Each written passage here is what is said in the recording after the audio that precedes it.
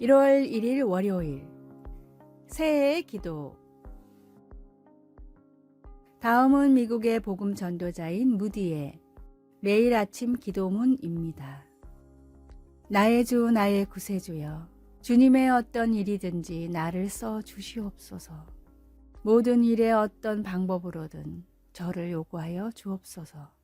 저의 가난한 심령을 드리옵니다. 빈 그릇인 저를 주님의 영광으로 채워주시고 죄스럽고 번민하는 심령을 엎으사 주님의 사랑으로 새롭게 하옵소서. 주님이 계신 곳에 제 마음이 있기를 원합니다. 주님의 영광을 널리 알리는 일에 제 입술을 사용해 주소서. 저의 모든 마음과 힘을 주님께 의지하며 드리길 원하옵니다. 흔들림 없는 신앙을 주시고 복음을 전하는 이들이 주님을 의심하지 않고 영접하는 놀라운 일이 일어나게 하여 주소서. 아멘. 루터는 나는 해야 할 일이 많기 때문에 1시간 더 일찍 일어나 기도한다 라고 말했습니다. 금년에도 하나님께 크게 쓰임받기를 원하며 기도할 시간을 더욱 내기를 바랍니다. 오늘의 말씀. 여호와의 인자와 긍휼이 무궁하심으로 우리가 직멸되지 아니함이니이다. 이것들이 아침마다 새로우니 주의 성실하심이 크시도소이다. 예레미야애가 3장 22절에서 23절. 오늘의 찬송 553장. 새해 아침 환히 밝았네. 오늘의 만나. 기도 가운데 일하시고 기도 가운데 심령을 회복시켜 주시는 하나님을 경험하며 풍성한 열매를 드리는 한 해가 되십시오.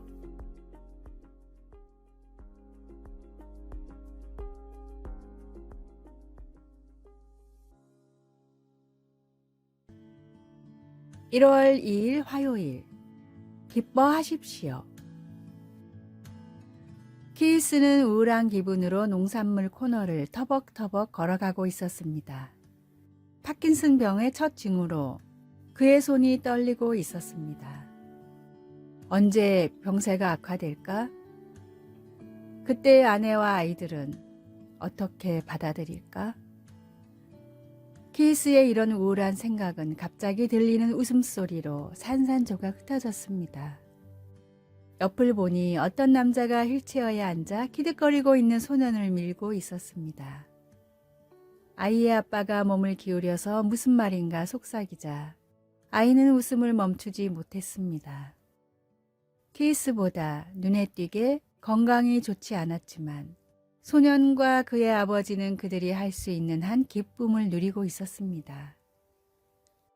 감옥에서나 가택연금 상태에서 재판의 결과를 기다리면서 편지를 쓸 때 바울 사도는 기뻐할 처지가 아니었습니다. 당시 로마 황제는 폭력과 잔악함으로 악명 높은 사악한 네로였기 때문에 바울이 염려하는 것은 당연했습니다. 또한 자신이 없는 틈을 타 본인들의 영광을 얻으려는 설교자들이 있다는 것도 알고 있었습니다. 그들은 바울 사도가 감옥에 있는 동안 그에게 괴로움을 더하게 할 수 있다고 생각했습니다. 그러나 바울은 기뻐하기로 작정하고 빌립보 교인들에게 그의 본을 따르라고 말했습니다. 주 안에서 항상 기뻐하라. 내가 다시 말하노니 기뻐하라. 이 새해를 시작하면서 우리 모두 기뻐하시기 바랍니다. 오늘의 말씀. 주 안에서 항상 기뻐하라. 내가 다시 말하노니 기뻐하라. 빌립보서 4장 4절. 오늘의 찬송 434장. 귀하신 친구 내게 계시니. 오늘의 기도. 제 눈을 들어 제 상황 너머를 바라보게 하소서. 기쁨을 위해 주님만을 바라봅니다. 아멘.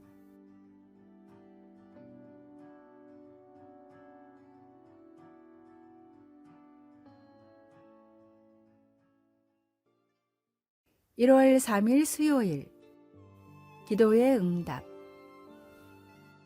강사로 전 세계를 돌아다니며 1,000만 명이 넘는 청년들에게 복음을 전한 조시 맥도웰은 지독한 해이론자였다가 하나님을 만나 극적으로 회심했습니다. 믿지 않는 사람들과 소심자들의 마음을 누구보다 잘 아는 맥도웰은 수많은 사람들과 상담을 했는데 초심자들이 가장 많이 한 질문은 왜 나에게는 성경과 같은 극적인 기도 응답이 일어나지 않습니까? 였습니다. 맥도웰이 말한 기도 응답이 없을 때 되물어 봐야 할 4가지 질문입니다. 첫째, 바라는 마음만 가지고 구하지 않고 주님께 진실로 요청했는가? 둘째, 예수님처럼 하나님의 뜻에 순종하는 마음으로 요청했는가? 셋째, 정말로 나의 이기적인 동기에서 구한 것이 아닌가? 넷째, 내가 구하는 것보다 더 나은 길로 인도하실지도 모른다는 사실을 믿는가? 하나님의 방법은 사람의 방법과 같지 않습니다. 우리의 생각보다 더 좋은 길로 넘치도록 부어주실 선한 목자이신 주 예수님을 의지하며 금년에는 더욱 주님의 뜻을 따라 온전한 간구를 드리십시오. 오늘의 말씀. 구하여도 받지 못함은 정욕으로 쓰려고 잘못 구하기 때문이라. 야고보서 4장 3절. 오늘의 찬송 361장 기도하는 이 시간. 오늘의 만나. 주님, 바라는 마음만 가지고 구하지 않고 주님께 진실로 요청하게 하소서. 기도 응답이 없을 때 되물어 봐야 할 4가지 질문으로 나를 점검합시다.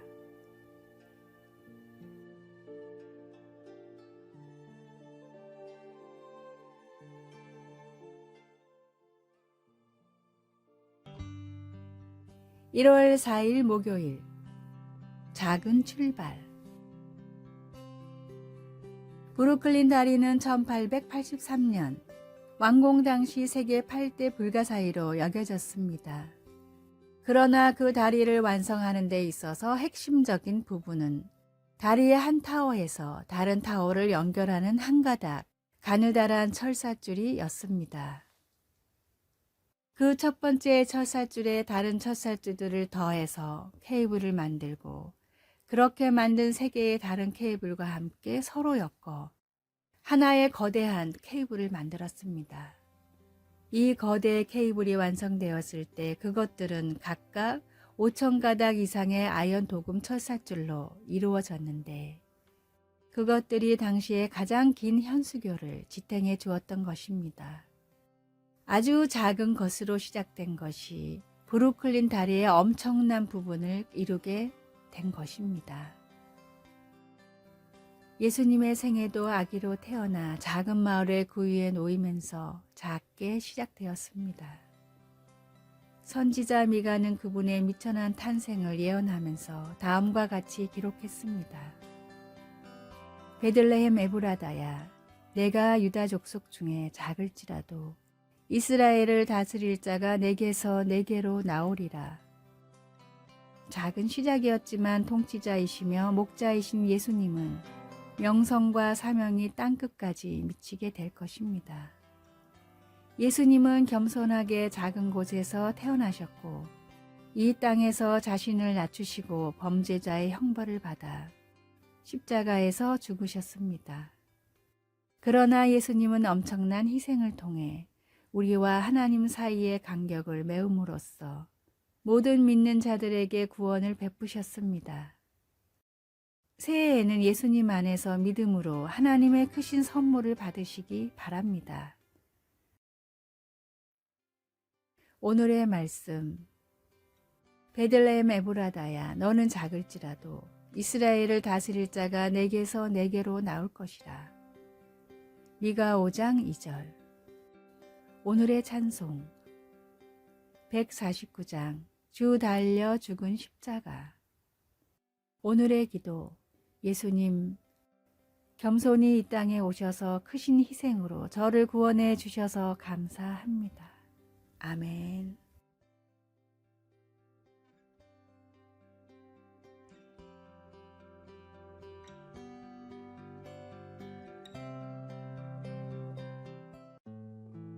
(1월 5일) 금요일. 섬김의 기준.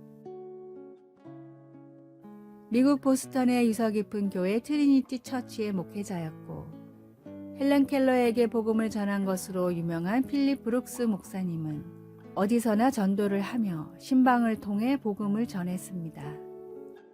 브룩스 목사님의 친구 중에는 유명한 무신론자가 있었는데 목사님은 그 친구에게 복음을 전하려고 기회가 되는 대로 일정까지 바꿔가며 찾아갔습니다. 건강이 좋지 않음에도 왕성하게 복음을 전하는 목사님을 많은 사람들이 걱정했지만 목사님은 사랑하는 만큼 노력하는 것뿐이라며 전도를 쉬지 않았습니다. 그러나 노년에는 건강이 너무나 악화되어 1인실에서 요양을 하고 어떤 면회도 받지 않았습니다. 목사님을 유일하게 만날 수 있는 사람은 그때도 복음을 믿지 않던 무신론자 친구뿐이었습니다. 하루는 무신론자 친구가 그토록 건강이 좋지 않음에도 왜 나만큼은 만나주는 거야? 라고 묻자 목사님이 웃으며 대답했습니다. 다른 사람들이야 천국에서 웃으며 다시 보겠지만 자네와는 여기서가 마지막일 수도 있으니 최대한 많이 만나야지. 감명을 받은 친구는 결국 예수님을 구주로 영접했고 평생 동안 전도한 목사님의 노력은 마침내 결실을 맺었습니다. 사랑한다면 끊임없이 복음을 전하며 사랑하는 만큼 섬기십시오. 오늘의 말씀. 가라사대 때가 찼고 하나님 나라가 가까웠으니 회개하고 복음을 믿으라 하시더라. 마가복음 1장 15절. 오늘의 찬송. 497장 주 예수 넓은 사랑. 오늘의 만나. 주님, 복음의 씨를 열심히 뿌려 더 풍성한 열매를 거두게 해주소서. 복음을 꼭 전해야 할 사람을 찾아 담대히 복음을 전합시다.